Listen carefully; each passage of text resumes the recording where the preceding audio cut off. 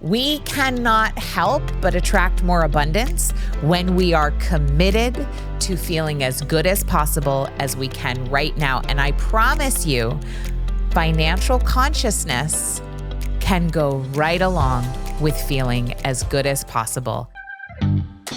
Welcome to Plenty. I'm your host, Kate Northrup, and together we are going on a journey to help you have an incredible relationship with money, time, and energy, and to have abundance on every possible level.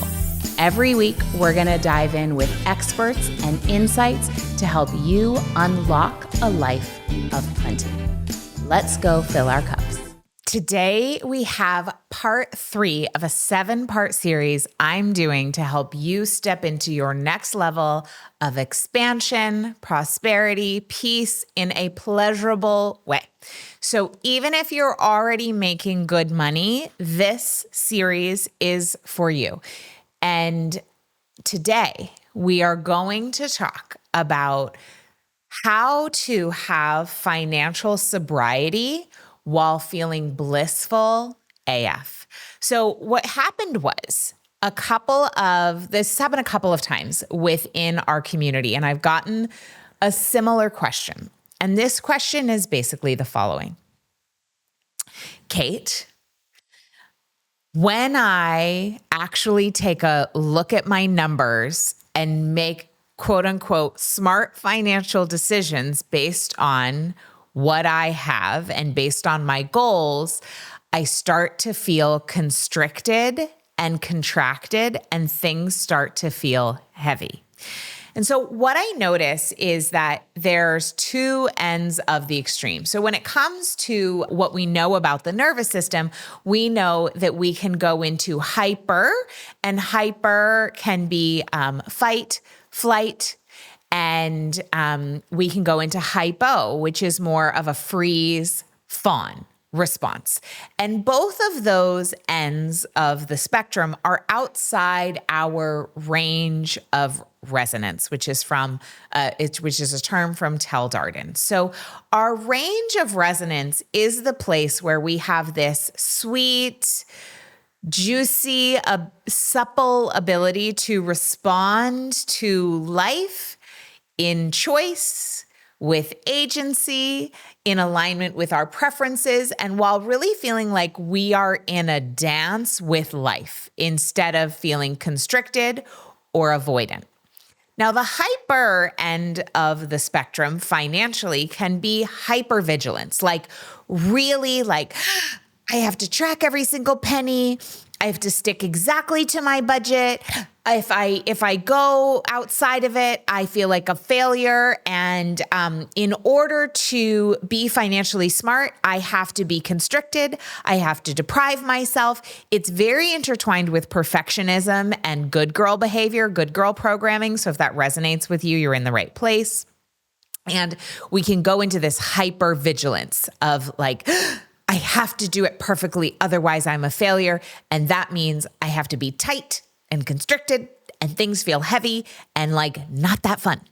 And then so then we can go that route, or we can think that that's what it means to be good with money.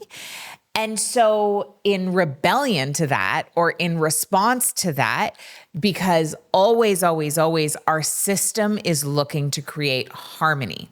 And so on the other end of the spectrum is hypo. And hypo is more of a dissociation with money. So not looking at the numbers, being like, what even is money? Who even am I? What even, like, do I exist? Does money exist? I just want to be a free-floating, free agent and be able to spend whatever I want on whatever I want, not have to think about it, for somebody else to take care of it, and essentially like not need to engage with money. And we can go all the way to that other end of the spectrum, to the avoidance end of the spectrum, because we have a misunderstanding and often some old programming and poor modeling that the only way to be financially healthy is to be constricted. And I just want to be the first to tell you that actually financial health can be deliciously expansive. In fact, true financial health is really expansive.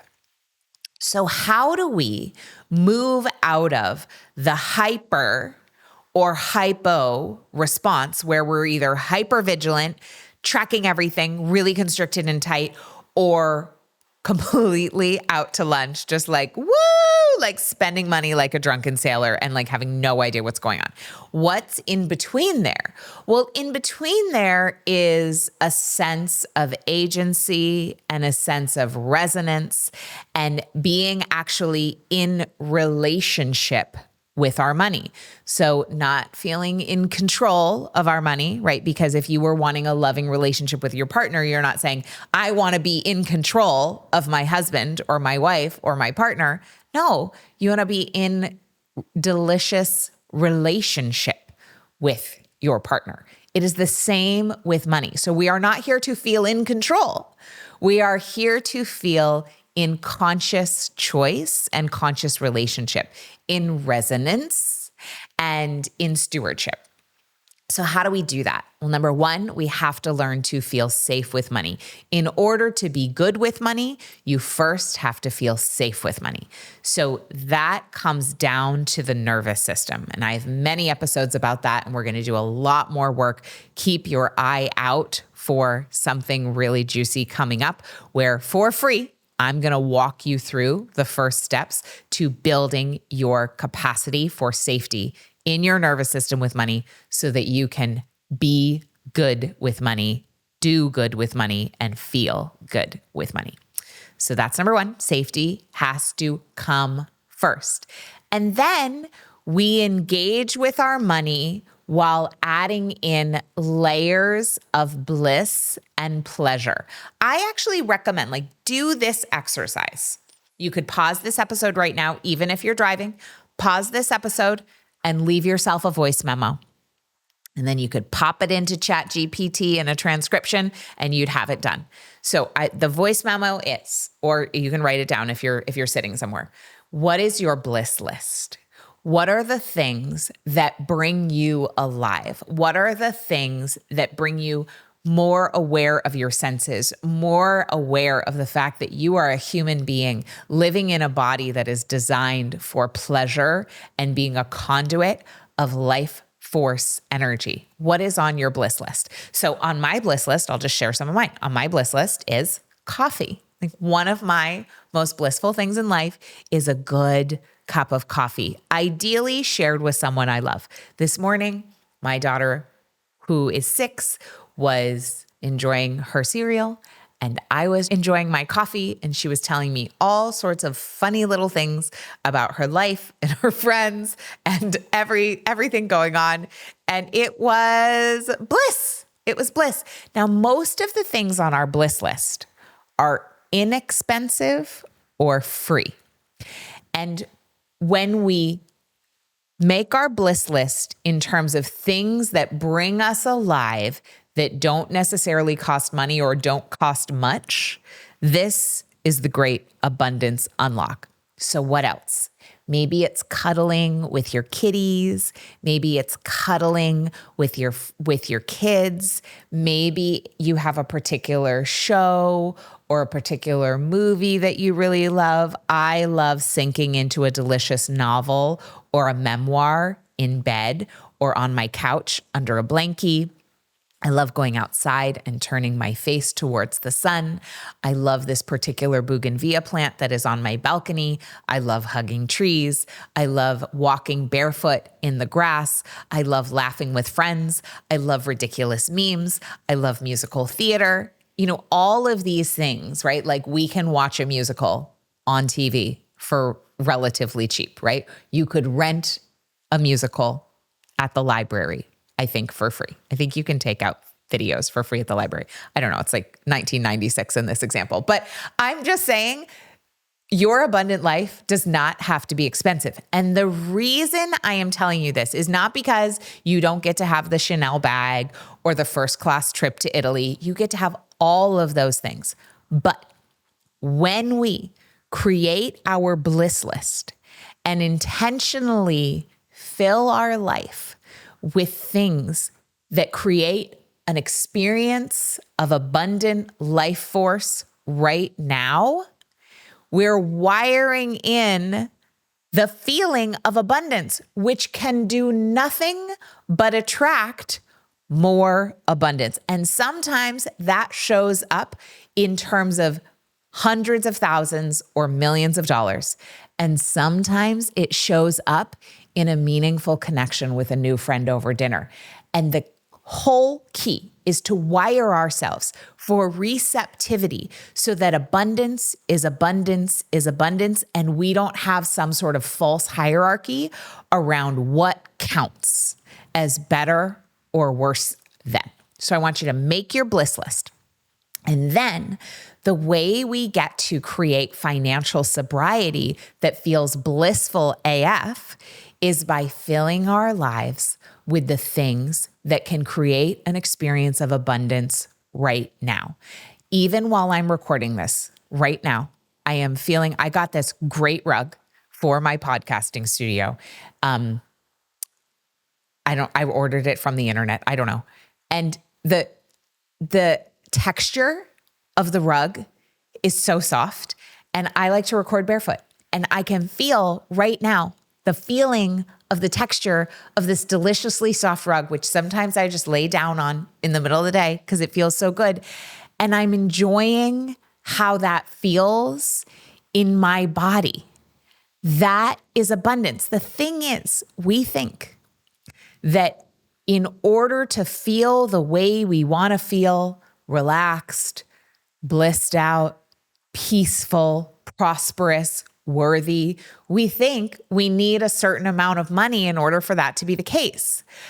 However, you probably already know that more money does not necessarily create a different feeling experience in your life. And in fact, what more money does is it fertilizes and turns up the volume on what was already present.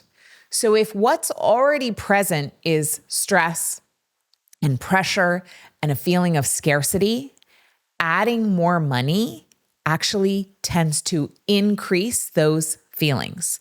But if what's already present in your life is gratitude and embodiment and an enjoyment of simple things that really create an embodied experience of pleasure and like true connection with what really matters to you, then adding more money actually enhances all of those beautiful things that are already present. And the really cool thing is, if you already have access to a lot of resources, if you're already a great earner, or maybe you have wealth in some other kinds of physical forms, when we begin to use bliss and pleasure intentionally, filling our lives with more things from our bliss list, we actually get more present to the abundance that has been here all along,